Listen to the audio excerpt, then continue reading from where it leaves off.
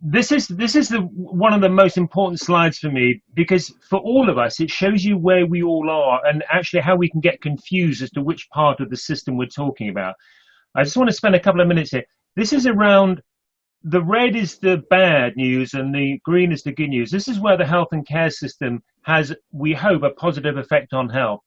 But of course, climate change and environmental degradation has a terrible effect both on health and on health systems. And the sort of the critical issue is that health and care systems, as we've heard in the great work published by the MJA, has a terrible effect on climate change as well. So this is the dynamic about where I would hope that you would understand we're coming from. So the second thing is that we are in the health and care systems, we are some of the most trusted professionals, people.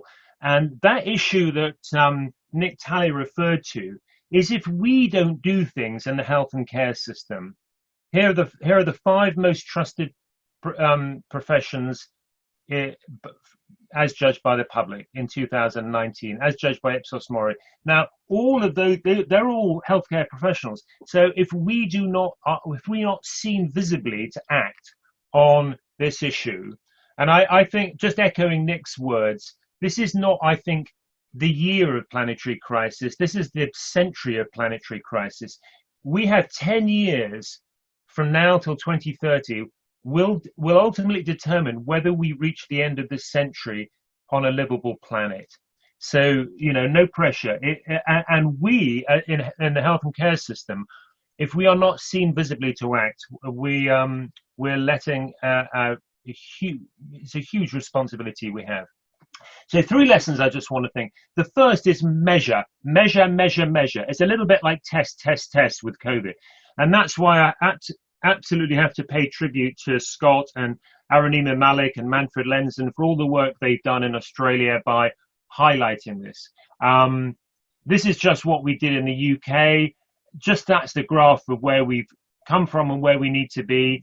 This is not a bit of efficiency. This is system change. Climate change is about system change. This is a huge reduction, 85, 90% reduction we need. We need to find out where it comes from. And as Tony Capon has so eloquently said, this is about things like procurement, about buying stuff.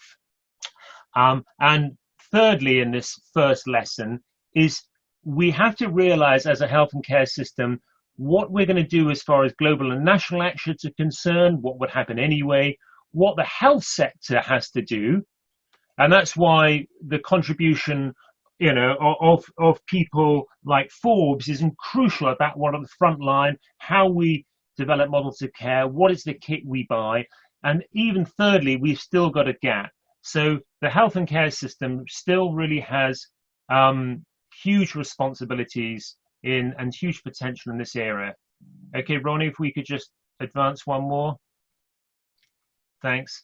And nextly, we have to say what the success has been. So we're very clear in the UK, in England, that we had to say how we were reducing the footprint and how we were doing this at the same time as increasing healthcare activity through huge efficiencies, and also how much money we were saving.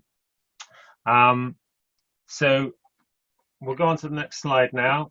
And the second lesson I would say from the past 10, 12 years is make it core to business and relevant to, now you've got to make it relevant to all stakeholders. That's professionals, public, policymakers, politicians.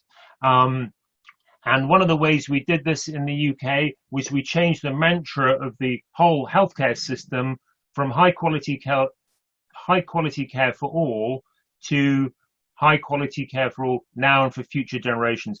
The healthcare system as a system we don't tend to do the future. We love emergencies, we're crisis junkies. We have actually really got to get a grip on what we're doing and its effects on the future. And then we've got to make it relevant, embed it in the quality of what we do. So one of the big barriers to doing this to taking environmental degradation seriously is it's seen as a nice add-on, not as core to quality. Now, the Royal College of Physicians in London have really now embedded sustainability, and through the work that people like Nick Talley and other colleagues in Australia have done, it's quite clear that you're embedding that in the quality issues in Australia. And this is just one very, very simple example to show a little bit like what Forbes is trying to do in Western Hospital. That this is just an ambulance system in the UK, which emits a huge amount of emissions through idling of ambulances, and they've simply taken available technology like photovoltaic cells, so they don't need to idle their ambulances. It saves money. It's cost effective, it's clean, it's healthy, and above all, it's symbolic. People can see this sort of stuff happening, so they can see that the health and care system takes this health issue very seriously. So the last issue before we go on to the Q&A is about communication engagement. This is absolutely key. And if there's one lesson I've learned in all these years, it's to stop calling climate change an environmental issue. Clearly it's an environmental issue, but as a health professional, it's important to call it a health issue. And this is what was learned through a lot of work in the IPCC and all those people contributing to that, is that we have to stop talking about it as just an environmental issue over there. It's a health problem now, and thus health professionals have a huge opportunity to do something about it. Okay, Ronnie, if we could just move on a bit more. Thanks. And just to sum up, really, so it's very important when engaging and talking to people to understand where they are coming from. So the biggest lesson in I think communicating is listening to where people come. And Tony was saying about an economic frame, the legal frame, but there are so many other frames.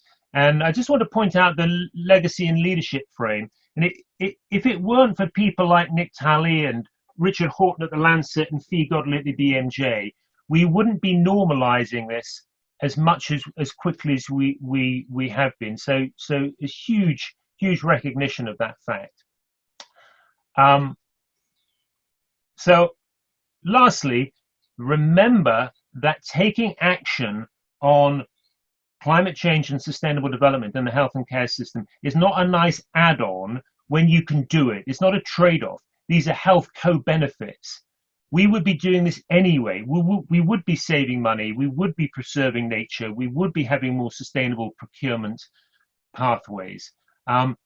So there's a win-win here. So if there's any sector in the world that should be taking a visible lead on this, it's the health and care sector. And I suppose the last slide, Ronnie, if we can move on one more slide, that sort of sums up how you can synthesize a communication message and lighten it as well, so that we don't come across as so worthy.